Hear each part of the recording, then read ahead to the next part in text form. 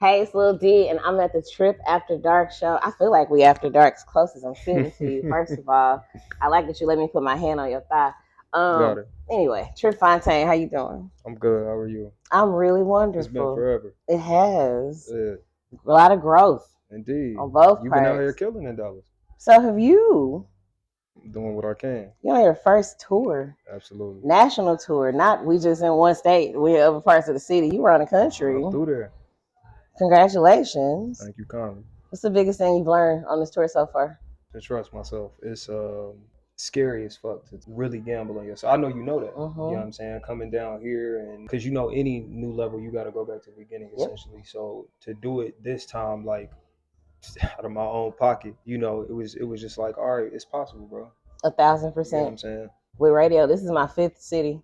Word. It'll be jocks who'll like be in radio in the same city for like 20 years and think they that person. I'm like, nah, go to another city 15 hours away and do it. Yeah. Then we That's can real. talk. You said out your own pocket. I want to talk about these pockets. You've obviously been building your brand for a while. It's a very strong brand. Even the podcast Instagram has 100,000 followers. For sure. When's the last time you had a regular job? Right before tonight's conversation. I'm gonna keep it a buck, man. I was still in therapy working through what poverty had done and surviving that. So I still had like a little part-time at a warehouse while we was doing tonight's conversation. And I kept my work boots in the living room, probably clean through the first tour just in case I had to pick up a shift. Like I'm making more money on tonight's conversation than I am at the warehouse, obviously, even before it blew up.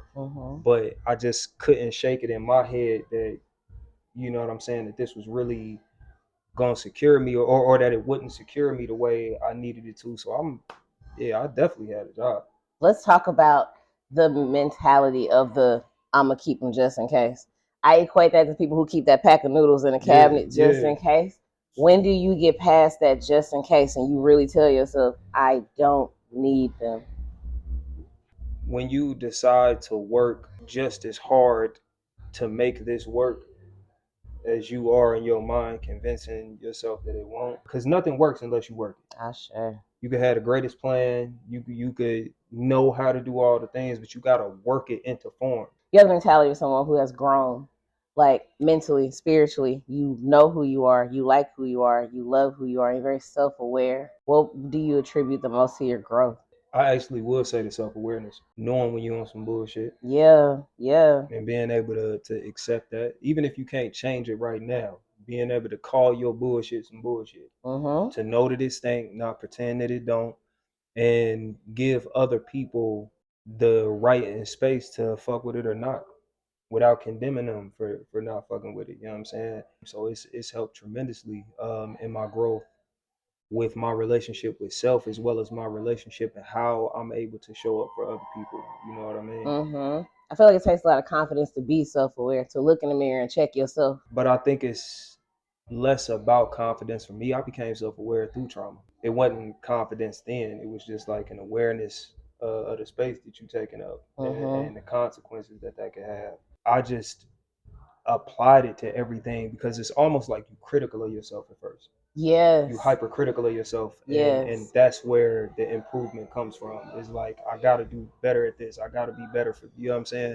So I wouldn't even say it came from a healthy place, let alone confidence. It was just that once I was able to pin that down, I was able to make something healthy of it.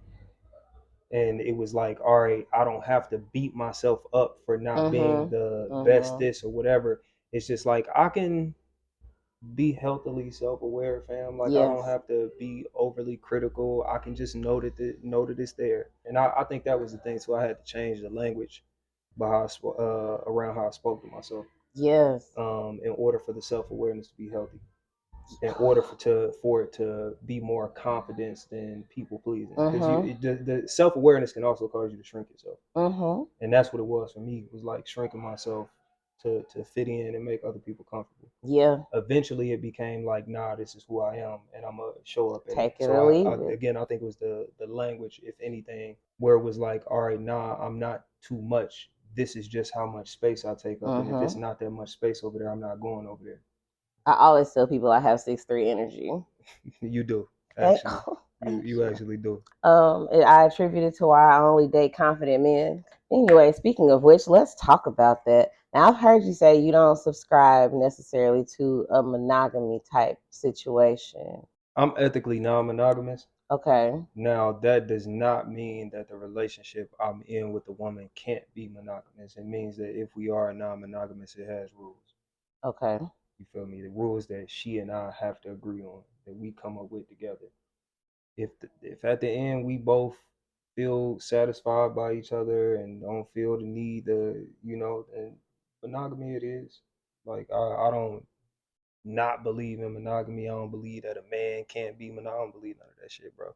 I know what's best for me and how I practice relationship. And so if she decides that she wants to share space with another guy while still being with you, is that cool? Yeah. So you in any relationships right now? Shut up, for real. Nah, I'm not joking. I've dated throughout the last few years, but when I was with Tonight's Conversation, the clip that we were touring on, I think the longest block of time I had at the crib was 2 months, bro. And you could imagine if I'm on the road the rest of the year, that 2 months home ain't even all rest. Like facts. The majority of it is business. You know what I'm saying?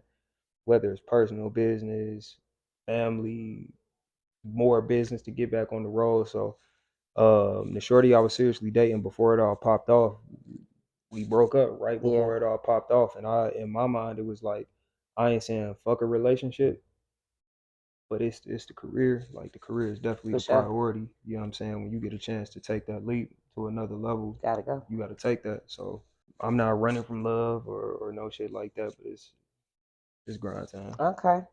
What kind of woman gets your attention? A confident and authentic woman. A woman that's walking in her lane. Ooh. And you can see that, you know what I'm saying? It's not necessarily a physical type. You can see it in her that she owns who she is. So I would say it's that type. Oh, we love a man with self-esteem. All right, the last thing I want to add, first, and this man wore great pants. First, and he's 6'3". Okay, but anyway, you from Dayton, Ohio. I am not gonna hold you. You are one of two people I know from Dayton, Ohio. Name 5 famous people from Dayton. You can include yourself as one. Who the other 4? Orville and Wilbur Wright. Shut up, for real. Okay. Roger Troutman. Okay. The Ohio Players. Lakeside. What's Lakeside? They're another band. Okay. I mean, there's multiple people in those bands. So all right, I guess way more than 5. So the whole Dayton Contemporary Dance Company, Sweet Pea Strayhorn, which is Duke Ellington's composer. I lived in Ohio for 10 years. Is it Charlie Sheen or they dad? I lived in Toledo, Cleveland, and Columbus, and I dated somebody in Cincinnati. Yeah, you was talking crazy about not pulling. Yeah, I've never been to. We really that. We really that. Funk music was birthed in Dayton, Ohio. Okay. I thought this was gonna be harder. I should have told you name 10. Damn. And I didn't have to name myself. You know what I'm saying? I come from good cloth. That's what's up. That's why you are successful. You know what I mean? And I hope that the rest of this tour is amazing. I appreciate it. Do your thing tonight. I'll be in the crowd watching and whatnot. But I'm proud of you. You on your shit. Thank you very much.